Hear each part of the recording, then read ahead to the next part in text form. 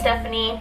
I just wanted to make a video on the very important, very touchy, very scary topic, and that is breast cancer. Since we're in the month of breast cancer, I decided to open up about my experiences on what I have dealt with through these past 2 years dealing with breast issues. So I've had 2 lumpectomies done in the past 2 years. So, I mean, it's not a funny subject, but you kind of have to laugh at it because I'm still alive, still breathing, still here, not in a hospital. So, you know what? I'm grateful. Anywho, so it all started in December 2013. I found a lump, and as any girl would, I started crying, freaking out, and I started to question a lot of things because breast cancer does run in my family. My grandmother had it, and a couple aunts have had it, and I was scared. So I talked to my mom about it because I figured, I don't know who did run who. So I told her, and I told my best friend, hi Monique, hi Mom. So I talked to them about it. Of course they wanted me to get checked, but my mom told me to wait a couple, maybe like wait, because I was near my cycle. So since I was near my cycle, as you know, well, some women, mine towards my cycle, like the beginning, towards the end, whatever, during my cycle, my breasts swell. So I figured I'm just going to wait it out and see if it goes away. Well, this was January 2014 and it was still there. You know, I waited because not only was I scared, I didn't want to hear the truth, I didn't want to hear scary news. So I didn't go to the doctor until March. So I went to March, I went to a woman's doctor. She, of course, undressed me. I was in a gown. She comes in, starts touching, feeling. At the time the lump was on the outer part of my right breast. So I was freaking out because I went by myself, and I'm only 21, so I was like, oh God. So I didn't know what to expect. So I went to the woman's doctor. She checks me, all that fun stuff, and then she just said, you know, she was trying not to concern me, but she was like, well, you're gonna have to go see an ultrasound, and I want you to get this because at my age it's not a good idea to get a mammogram because I'm too young. That's their opinion, whatever, they know more than I do.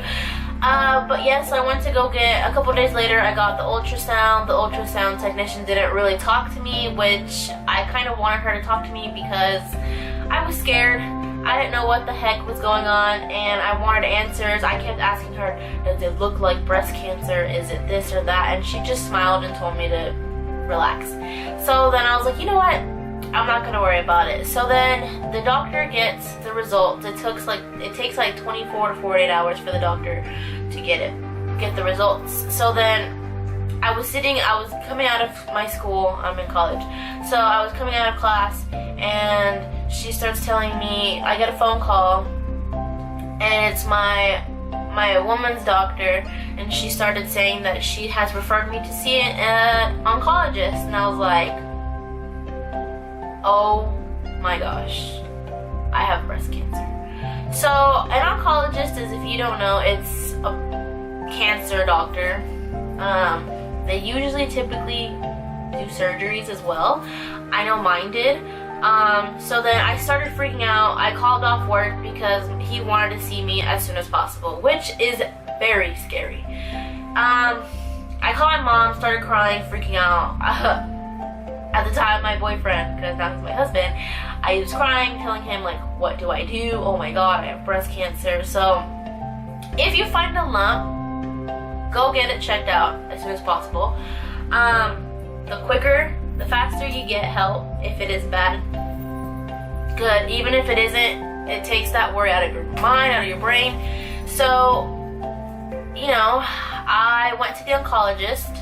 And also, if they refer you to an oncologist, be worried, yes, but don't be freaking out that much, because just because they send you to an oncologist does not mean you have breast cancer. But yes, don't be afraid. I'm here for you. If you have any questions, I'm not a doctor, but I can help you because I've gone through it twice. So anywho, I went to the oncologist. The oncologist also refers me to get another ultrasound specifically done on my right breast where they found the lump. Now the lump, you can feel it on the outside. I know some people, they go through like mammograms and then that's when they detect it, but with mine it was significantly big where I can like touch it and it would move around, slide around, and it would hurt, and then you would see like little like stretch marks and like spider veins around it. So it was my body's way of telling me that my body was trying to accommodate the lump.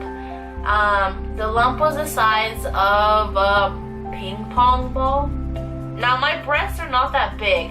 My breasts are a size C cup and like sometimes a B, like a higher B. So can you imagine a ping pong ball in my breast? Yeah.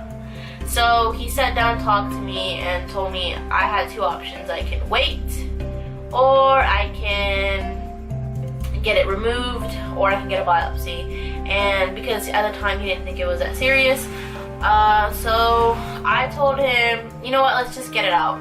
So I got it out. I got my surgery done in April, and it was scary. The surgery was, you get there the day of, you leave the day of. So they got it removed, they removed it, they send it to the pathologist sends it back to the oncologist then gives you the results of it. So as soon as it was done, that surgery was painful afterwards. Oh my goodness. But they didn't stitch you up. It's like they put tape, not tape, but it's like glue. They like squeeze it together, they stitch inside. And what he told me was they scraped like where the lump was, and then they scraped from like down upwards. So that's what happened with my surgery. So then the results came back and he told me it was a fibroadenoma, and they're common, but you're at a higher risk when you have breast cancer in your immediate family. So he said it was a good idea that I got it out. So he told me to just keep, you know, self-examining myself to see. And usually they do come back sometimes, but it is rare to find it on the other side of your breast. So I was like, okay. So then fast forward to January of 2015. I was, you know, self-examining myself, and what do I find? Another one. But guess what? On the other breast. I had one on my right one, now I have one on my left one, almost kind of like down here. So I had that done, and I was of course freaking out because I recently just got married, and I moved to California where my oncologist is not at, and I just did not know where to go. So I started calling my oncologist and I told him what I do. He said I have to go see an oncologist. Since now this is not the first time, I can easily get referred to an oncologist instead of going through the steps of going through the general doctor, the woman's doctor, then the oncologist. So I can just skip all that and go to the oncologist. So it took a ridiculously amount of long time to find or to get a scheduled appointment to see an ultrasound. To get ultrasound took 4 months. 4 months. That's a long time, okay? And the lump was still there, so it was not going anywhere, and it was significantly bigger from my first one. So praise Jesus, I was gonna be in San Antonio. At that time, that's where I'm from, that's where my oncologist is. One of the best. Flew down there, and literally, the next day I got there, I had an appointment. I had an appointment with my oncologist. Literally that day, I had an ultrasound done. I talked to him. The ultrasound people sent the results back to him like that. And I mean like that. Within maybe an hour, he already had the results. I went back to the oncologist and he immediately just said, Stephanie, you need surgery. Point blank, period. I'm not going to sugarcoat it. That's what you're going to do. And I was like, oh my gosh, because I was leaving the next week on Wednesday. This was Friday, and I was freaking out because I didn't know what to expect. I do not like surgery. Surgery does not go well with me. I'm not gonna go into that, but I had to have surgery. My dad was like, what do you say? Because my dad doesn't speak really good English, so my dad was freaking out as well. My husband was freaking out as well. And I said, okay, well, can I get a biopsy done? And if it's cancerous or anything bad, then yes, I will stay and have surgery. So that was Friday. Monday, I got scheduled to get a biopsy done. And the biopsy was scary alone. I did not expect to be put in a room that looks like a freaking surgical room, like an operating room. They put you on a freaking table, and then they just like put the ultrasound, and then this like doctor comes in and numbs the area with some lotion stuff, and then injects you with numbing stuff. I'm sorry, I'm not a doctor. I don't know medical terms. But yes, they inject you, so it's numb, it's pretty numb. They have an ultrasound lady like spot the lump, and then this like gun looking thing with like a straw, I don't know terminology, he inserts it and just, you can hear it click. It sounds almost like a stapler. Oh, I know, you'll get through it, So it sounds like a stapler, but it's like a straw, and it's pulling out chunks of, because mine was of solid mass, so it wasn't liquid. It had to be like chunks coming out, because if it's liquid, then they drain part of the liquid, if not all of it, to see if it's cancerous and whatnot. So they took chunks out, and then they put a marker. It's like a little metal plate, depending on how big your lump is, that's the size that they're gonna put in your breast. And they have it in there. They have that marker to, if it grows, if you wait it out and they notice that it's growing, because they'll check up on you. If it's growing, then you can tell by the marker, or if it's gotten smaller, or if they want to have surgery, then it's easier, quicker, like to find where the lump is or was. So I had the marker put in. I went in by myself in the room because I didn't want my dad or my husband to go in it, because it's embarrassing and I kind of want to deal with this by myself. So I left, and then my oncologist got the results the next day. My oncologist scheduled, I had the biopsy done Monday. Tuesday, he got the results. Wednesday he called me, and then that's the day I went to go see him. And my oncologist still said, Stephanie, I want you to have surgery. And I said, well, can I wait it out like 2 months so I can save up more money for, you know, the plane and surgery and all that stuff? And he said, Stephanie, the longer you wait, the more higher risk that this can turn into breast cancer, because this is the second time within less than a year, and you know, it's scary. Like, you don't want to hear those words. So I talked to him, I tried to convince him to wait, and he said nope, because I'm one of his youngest patients, and he said that his last patient waited out. He had the same thing as me, waited out, and turned into breast cancer, and now she's going under chemotherapy and all that, which scared the crap out of me. So I was like, Stephanie, suck it up, and I had surgery. So I had surgery Thursday morning, bright and early. It was a better surgery than the first one, because I did not wake up sick, like vomiting and stuff, but the pain was still there. My first surgery, I did take pain medication. Second surgery, I was like, I'm just gonna tough it out and go from there. Now, I'm gonna say this. I did not have breast cancer, but I was pretty damn close to it. And it is so, so scary, and to be honest, it is so, I wanna cry. It's so scary to know that you might have breast cancer at such an early age. And for me, I know I'm technically a survivor, but I don't like to refer myself as that, because I have gone through nothing compared to other women, what other women go through, or men. And for me, it's a very emotional topic to talk about, because the scars. When you're young, you don't want to worry about scars or anything like that, but you know what? It's a reminder that I'm still alive and I'm healthy, and you know, I'm still alive and I'm healthy, and I got out of that. So I do have scars. They're quite big. They're like this big on my left and like this big on my right. Now, I'm not I'm not big chested, so you can definitely see them. So I still don't feel comfortable with going out in a bikini or tank tops or anything like that because I'm afraid they're gonna show. I know my husband doesn't care, and I'm really grateful that he doesn't, but it still hurts, and it's a reminder that they're there.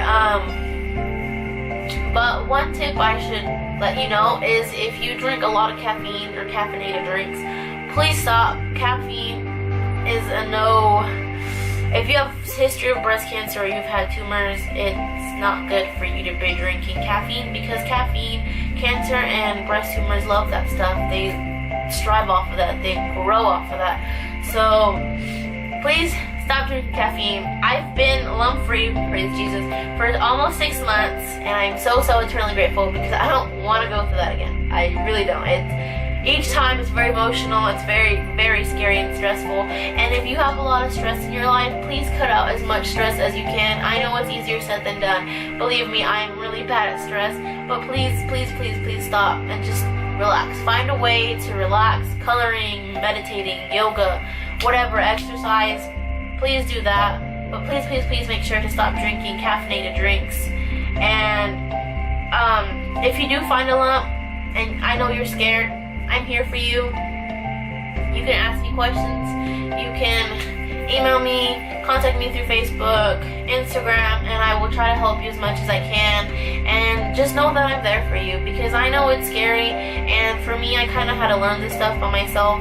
But you know what? You're not alone, and the survival rate is pretty significant compared to a couple other cancers and other stuff. So you got this. You really do. And like I said, cut off caffeine, stress, cut that out as much as you can. Make sure you check your breasts daily, at least twice a week. And if you find something, go to the doctor as soon as possible. Go. I know it's scary, but it's better to have answers than to keep thinking what if.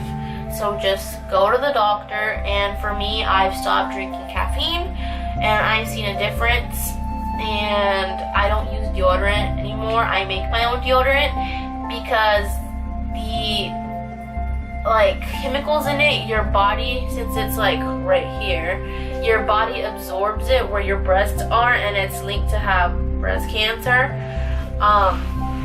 And since I'm at a higher risk, I didn't want to take that chance, so I make my own deodorant by using coconut oil and cornstarch, essential oils, witch hazel oil, baking soda, and all that. So if you want the recipe, like this video or comment down below, and I will give you the recipe that I use to make my deodorant.